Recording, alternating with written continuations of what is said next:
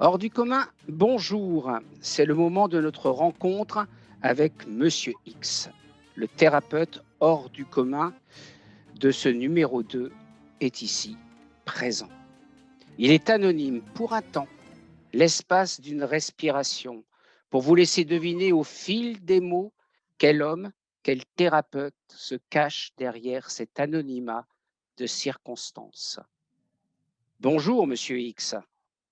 Bonjour, bonjour à vous. À quoi pensez-vous aujourd'hui, Monsieur X? Ben, je pense que c'est une journée où on pourra parler un petit peu de l'homme, parce qu'aujourd'hui on va parler de l'homme avec cette interview. D'accord, merci. Parler de l'homme. Dites-moi, être anonyme sur cet écran vous retire-t-il tout pouvoir de fascination ou dois-je me méfier? Absolument pas. Je pense que on peut même parler comme ça. Seulement, ça m'empêche un petit peu d'avoir le feedback, mais sûrement, je pense qu'on pourra dire des choses intéressantes pour tout le monde. Dites-moi, pour un adepte de la thérapie non verbale, vous parlez bien beaucoup de langues. Italien, anglais, français et allemand, une connaissance pratique de l'espagnol, du russe, du polonais et du tchèque, des études de la langue arabe, néerlandais, latin, grec, français ancien, sanskrit, ainsi que d'autres langues et dialectes moins connus. Le corps est-il un dictionnaire? Bon, disons que si on parle du corps, le corps est un dictionnaire qui nous parle plutôt de notre traumatisme, des choses qu'on a en nous et de beaucoup de choses, ou aussi de notre symbolisme. Le corps, c'est un dictionnaire dans ce sens-là. On peut découvrir à travers son corps plein de choses et le corps en soi-même, il est même la clé pour comprendre bien sa psychologie, ses penchants, parce que des tensions, des façons de se tenir, se connectent invariablement à des comportements spécifiques. Par exemple, la personne qui se ferme un petit peu, ça, c'est aussi connecté, se ferme avec les épaules, ça se connecte aussi à une certaine façon de penser. Pendant que la personne s'ouvre, c'est déjà une autre façon de penser. Euh, C'est-à-dire, le corps, en réalité, il y a une unité indissoluble entre corps et esprit. Et moi, je travaille beaucoup sur ça et c'est vraiment une chose que tout le monde, sincèrement, je devrais travailler s'il veut vraiment percer ce domaine de la psychologie au-delà des mots et rentrer vraiment dans sa profondeur. Très bien. Certains déifient Erickson, d'autres idolâtrent Janet ou Bernheim. Il y en a même qui touchent le Graal et la grâce avec Kellman. Moi, c'est Allais, J. Allais, ou Farelli. Mais vous, vous êtes bien plus fort. Vous ressuscitez Franz Anton Mesmer. Quel est votre pouvoir? Ben, disons que j'ai rencontré des personnes qui continuaient une tradition ancienne. Et cette rencontre avec ces personnes m'a porté progressivement à explorer un domaine de l'hypnose qui n'était pas trop connu. J'ai connu des personnes qui m'ont petit à petit appris certaines subtilités. Et ces subtilités m'ont donné une différente dimension de la perception même de l'hypnothérapie, de la psychologie de la personne. Et comme j'ai dit avant, le corps, c'est un élément principal parce qu'on travaille non verbalement. Et cette dimension, la dimension non verbale, c'est la dimension qu'il faut rajouter à notre travail thérapeutique pour avoir vraiment un travail complet qui puisse vraiment transformer la personne sous toutes ses dimensions. D'accord, merci. Vous savez, J. Allais, ce pionnier américain de la thérapie familiale et de la thérapie ordalique désigne Milton Erickson comme un thérapeute hors du commun. En quoi Monsieur X est-il hors du commun? Sincèrement, moi je pense que tout thérapeute en soi-même, il a quelque chose hors du commun. Parce qu'en réalité, tout thérapeute cherche à faire quelque chose pour ses clients, cherche à donner à donner quelque chose en plus de ses clients. Alors tout thérapeute est hors du commun. Moi, personnellement, je cherche à toucher cette partie intérieure de l'homme qui est non verbale, qui est à l'intérieur de soi, qui on peut dire son soi plus profond. Parce que je sais qu'en touchant ce moi pour le profond, on va engendrer le changement profond. Et ce moi profond, c'est non verbal. Et la clé pour y arriver, c'est le non verbal. D'accord. Vous savez, pour les Jungiens, le psy fait partie de ces figures archétypiques qui peuvent s'apparenter aux grands sages. Le psy est celui qui sait, celui qui montre le chemin. Êtes-vous ce grand sage, Monsieur X? Moi, je dirais que je ferai une division entre qui sait et qui montre le chemin. Parce qu'en réalité, chacun peut trouver son savoir en soi. Montrer le chemin, c'est une autre chose. C'est en soi pouvoir dire aux personnes, pouvoir aider les personnes à trouver en eux les ressources. Et moi, je pense que je dois aider les personnes à trouver en elles les ressources, parce que chaque personne est un individu et doit faire son parcours individuel. Et moi, je suis là pour les aider. Et la personne sait déjà. Erickson disait l'inconscient sait, et moi je dis la personne justement sait. Et moi je suis là pour l'aider, pour lui donner, pour l'aider dans le parcours, pour l'aider à arriver où elle doit arriver. Merci. Je connais le monde du silence, sans doute même le pouvoir du silence, mais l'hypnose du silence me laisse sans voix.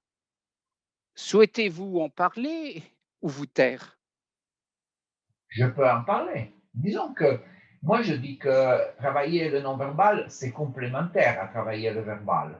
Parce que au début, on parle naturellement avec notre client. Quand il rentre chez nous, on commence à parler. C'est pas qu'on reste muet tout le temps. Et déjà, quand on lui parle, on crée une ambiance favorable. Et après, on va sur le non-verbal. Je voudrais citer un petit peu ce qui faisait Racanelli, qui était un Italien. Il avait trois pièces. Dans la première pièce, il rencontrait le client, il blaguait, il parlait d'une chose de l'autre. Dans la deuxième pièce, il faisait plutôt un travail psychologique un petit peu sur les motivations, sur ce que la personne voulait, etc. La troisième pièce, il ne parlait pas. La troisième pièce, c'était pour le ressenti le plus profond. Et même si j'utilise pas les trois pièces, moi, je pense que c'est bien correct. On rencontre une personne et on est dans la première pièce. Dans la première pièce, comment allez-vous? Et on crée une rencontre. Il y a déjà un magnétisme, une connexion entre nous et notre client qui se crée. Et après, on va dans la deuxième pièce et on se connaît un petit peu plus, même sans y rester trop, parce qu'en réalité, c'est la troisième pièce, on rentre dans le Sancta Sanctorum, dans la pièce plus profonde, et là, vraiment, on accède au sacré qui est à l'intérieur de l'homme.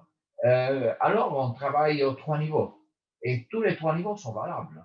Moi, je dis que le verbal et le non-verbal sont deux côtés et peuvent être complémentaires, parce que on peut penser que le verbal, c'est une couche. Et dessous, il y a la couche non verbale. Il faut travailler sur les deux.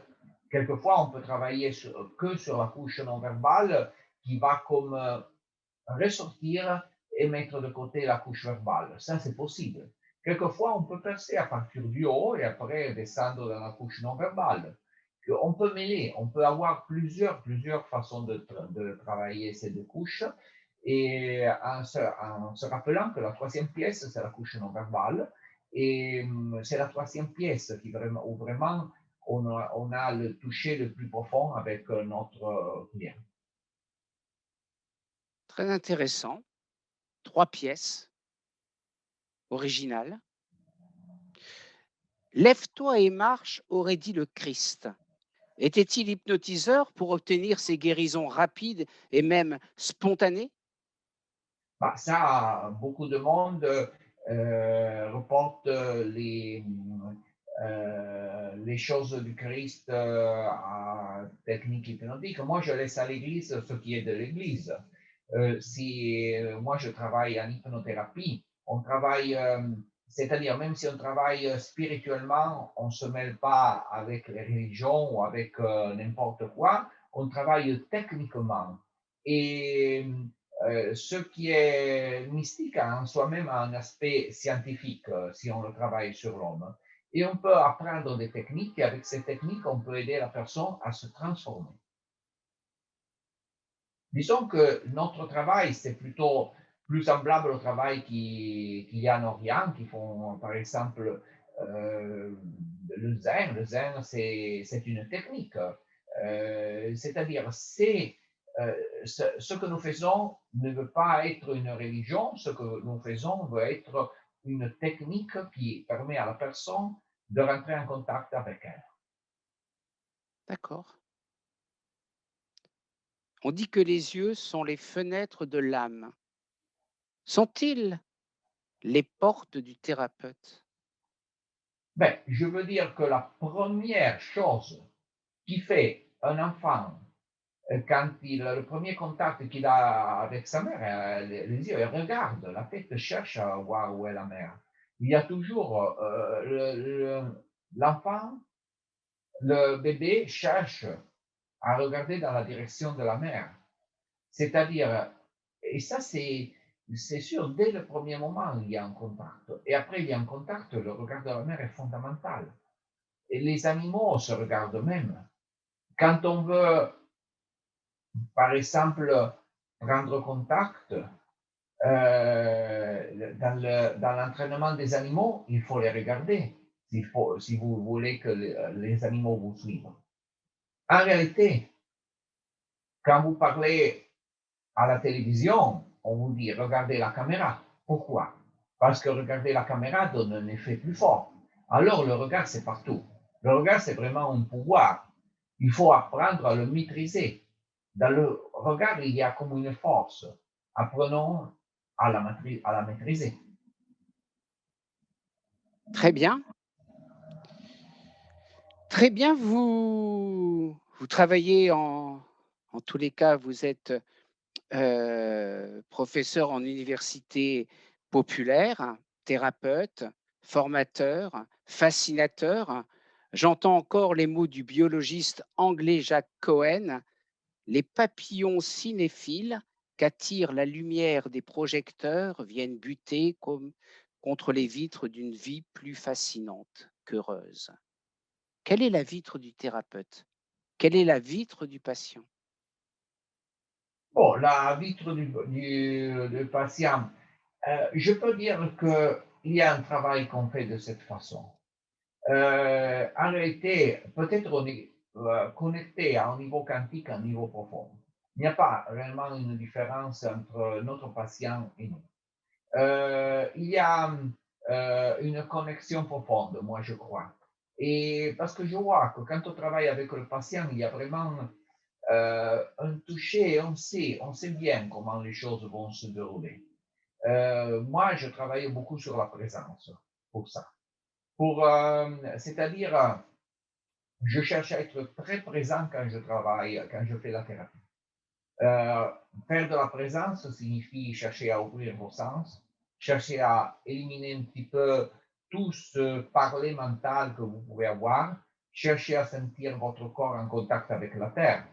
C'est à ce point que vous ressentez la gravité, que vous êtes sous un certain point de vue partie de la terre. Parce qu'on dit homme, et pour les latins, homme et humus avaient la même racine. C'est-à-dire, vous êtes en connexion avec la terre, vous êtes un tout. Et le client aussi, c'est dans ce tout. À ce point-là, on peut travailler bien sur la guérison. En réalité, c'est une supposition de voir d'un côté le thérapeute, de l'autre côté le client. On est un système, on pourrait dire, si on veut même utiliser une autre façon de dire. On parle de système, il y a psychologie systémique pour les personnes qui n'aiment pas cette vision quantique, où on est quand même connecté, si on peut parler d'une façon plus quantique, plus énergétique. Et ça, c'est effectivement ce qu'il y a. Et plus on travaille la présence, plus on travaille sur soi-même, plus on obtient des résultats avec nos clients. Moi, je veux dire qu'en réalité, ce qui est différent dans le travail que je fais, c'est que je pose aussi beaucoup d'attention sur le travail que le thérapeute fait sur soi. À dire la vérité, il y a des techniques qui le font. Par exemple, la psychanalyse demande aux personnes de faire une psychanalyse individuelle. Mais dans l'hypnothérapie, normalement, il est moins demandé. Mais en réalité, c'est très utile de travailler sur soi-même. Et je veux dire que la personne que beaucoup des thérapeutes ou presque tous les hypnotiseurs qui nous écoutent maintenant connaissent, Milton Erickson, il avait sûrement travaillé sur soi-même parce que dans son livre, il raconte toute son histoire de comment il avait pris contact avec soi-même, de comment il pratiquait l'auto-hypnose avec soi-même, de comment, quand il était petit, il avait pris contact avec les sensations de son corps et il avait évité de mourir. C'est-à-dire, il avait bien travaillé sur soi-même, Erickson. Alors, c'est un élément fondamental de sa thérapie. Ce que je vois, c'est qui est un peu oublié par les écoles, par beaucoup des écoles, ce travail sur soi. Mais ce travail sur soi, c'est fondamental. Et nous le faisons même sans mots. On travaille, à dire la vérité. Moi, je vois certains aspects du travail intérieur d'Erickson sont très intéressants parce qu'en réalité, ils étaient aussi sans mots. Même si après lui, il a été roi des mots, il avait travaillé sur soi-même sans mots. Et nous, lui, n'avait pas une tradition pour ce type de travail. Et à dire la vérité, il n'avait jamais modélisé ce type de travail. Ceux qui ont modélisé son travail ont modélisé le travail extérieur, mais pas le travail intérieur. Nous pouvons dire que nous sommes agrés aussi de donner un aperçu sur le travail intérieur qui doit faire le thérapeute. Et ça, c'est fondamental si vous voulez obtenir de bons résultats en thérapie. Si vous voulez être un hypnothérapeute, commencez à travailler sur vous-même. Très bien, c'est une belle façon de voir le travail de thérapeute. D'abord, un travail sur soi. D'ailleurs, j'ai lu votre article sur les rêves qui serait un pont entre la dimension et le temps. Nos séances sont-elles alors des lieux de rêve? Ben, on est dans un rêve toujours, dans le sens que les Indiens disent le mot Maya pour dire l'apparence. On est toujours dans une apparence. Et sous un certain point de vue, le rêve qu'on a dans la nuit, c'est un rêve. Le rêve avec le thérapeute, on aide un petit peu à changer un petit peu ce rêve. Disons que la seule réalité, c'est la conscience. Et nous pouvons aider notre client à reprendre, à rentrer en contact avec sa conscience.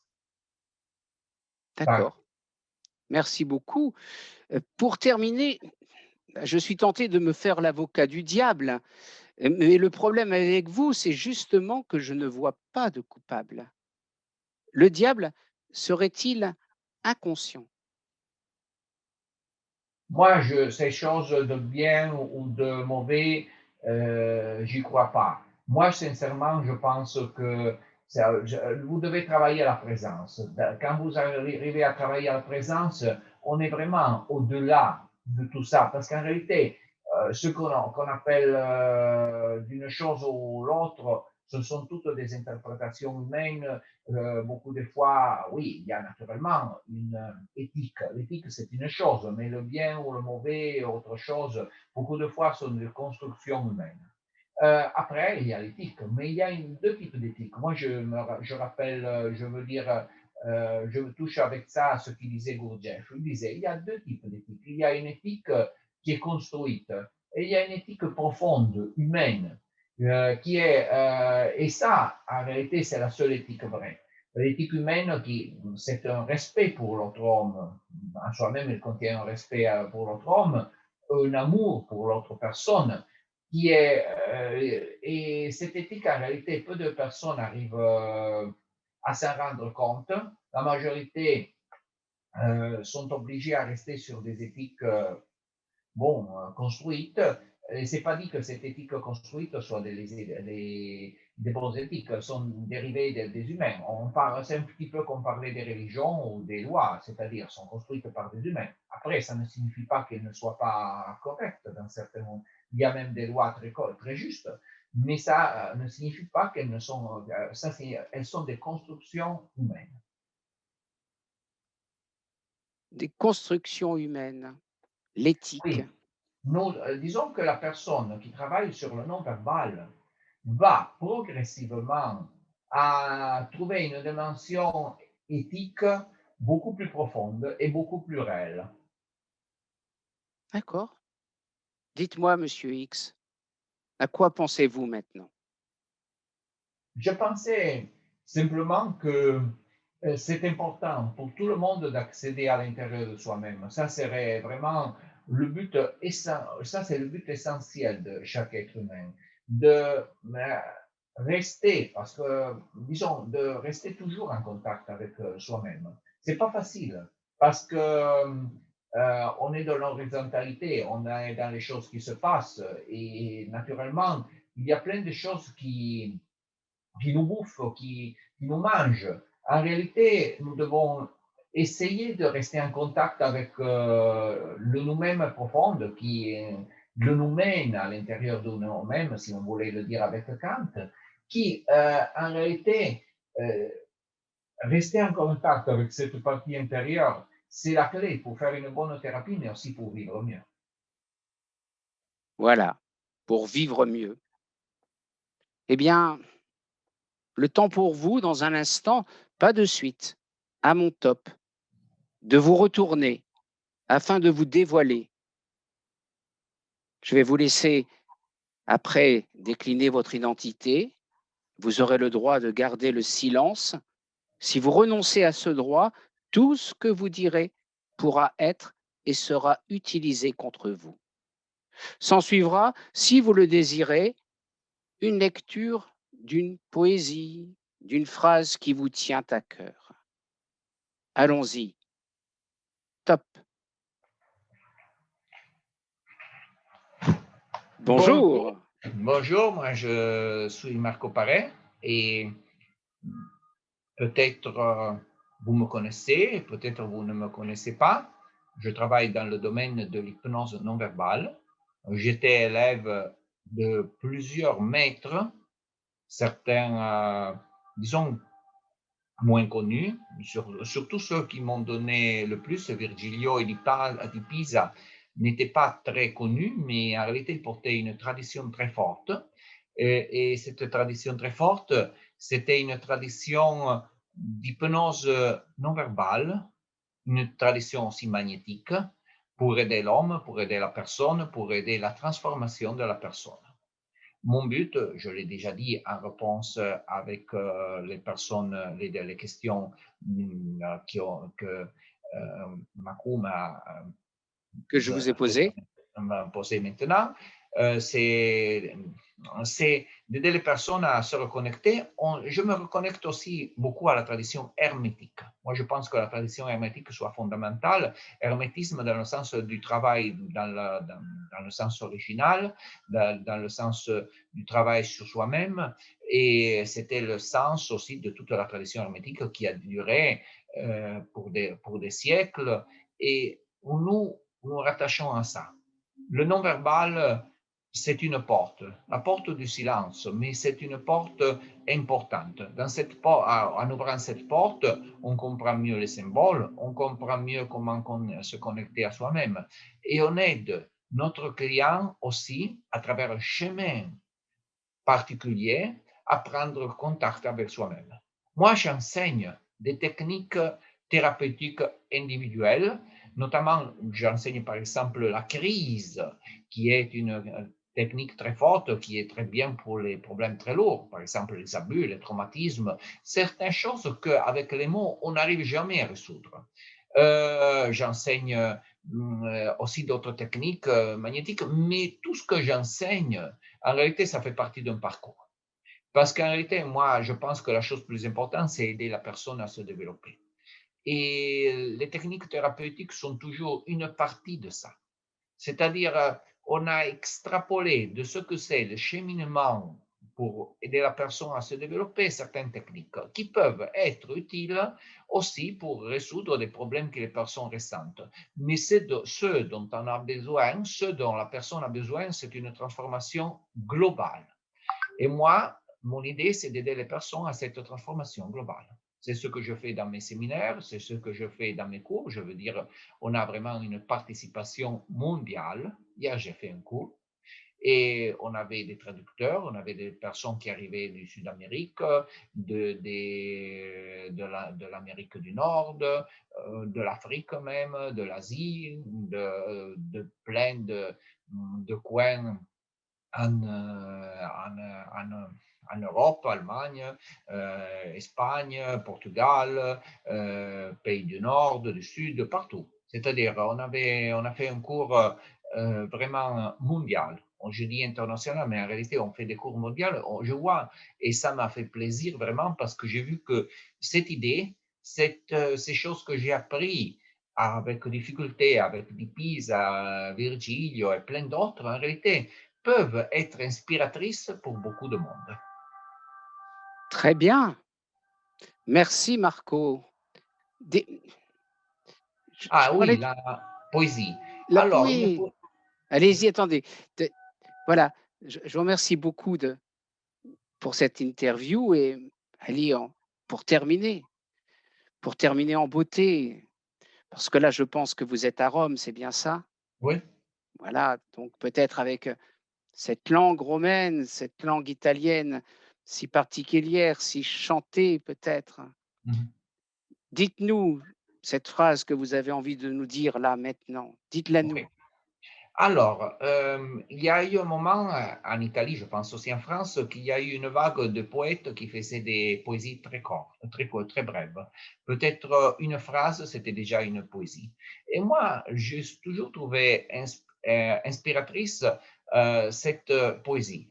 Ne vous en faites pas, c'est seulement quatre mots. Oui? Mi illumino d'immenso. Et Dungaretti, c'est une poésie dans une ligne qui signifie je m'illumine de l'immensité. C'est-à-dire, ça nous porte à ce qu'on a dit, c'est-à-dire rentrer à l'intérieur de nous-mêmes et arrêter à l'intérieur de nous-mêmes, on va trouver nous, on va trouver l'immensité. L'immensité. Par Eh, contre, et ça je l'ai pensé au début, pour les personnes qui commencent la thérapie, c'est plus correct d'utiliser la phrase de Dante. Au milieu du chemin de ma vie, je me trouvais dans une selve obscure, parce qu'ils sont dans l'obscurité, mhm. que j'avais perdu la route droite. Je ne sais pas comment ça s'est traduit en français exactement. Et ça aussi, c'est très bien parce qu'en réalité, nous, comme thérapeutes, nous aidons les personnes à récupérer ce qu'ils ont perdu au milieu de leur vie. Alors, mi lumino d'immenso et les premiers mots de la Divine Comédie, ce sont des bons mots qui tout thérapeute peut faire les siens. Merci, Marco. Merci pour cette interview. Euh, merci aussi pour cette phrase qui est plein de sens, cette dernière phrase en italien, plein de sens. Et merci aussi pour, voilà, pour les thérapeutes qui démarrent de cette phrase qui parle de l'obscurité, sortir de l'obscurité. Et c'est assez vrai pour les thérapeutes, mais c'est vrai aussi pour les patients. Merci beaucoup, Marco. Merci, merci à vous Et j'ai beaucoup aimé, je veux dire, cette interview, ce moment. Et vous avez eu une bonne idée. Et je vous fais mes compliments pour la revue, pour tout. J'ai lu la revue, c'est vraiment une belle revue. Merci beaucoup, Marco.